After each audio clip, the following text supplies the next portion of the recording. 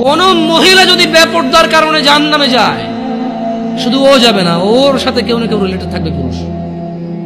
Could be father, বাপ হইতে পারে, বড় ভাই হইতে পারে, তারপর হচ্ছে স্বামী হতে পারে। যদি ওর জাহান্নামে যাবার রিজনই হয় বেপরদা, বেখোলা, খোলামেলা চলাফেরা। মানুষ হাজার রিজনে জাহান্নামে যেতে পারে, আল্লাহ সবাইকে ক্ষমা করুন এবং হিদায়াত দান করুন, আমিন।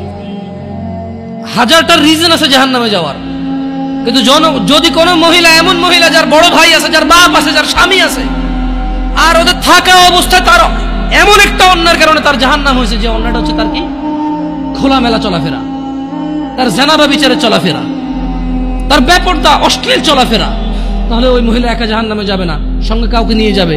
এবার যে লোকটা সংশ্লিষ্ট সময়ে দায়িত্ববান ছিল সে যাবে সঙ্গে। এটা খুব সিম্পল লজিক, কিন্তু কান টানলে কি আসে? কান টানলে কি আসে?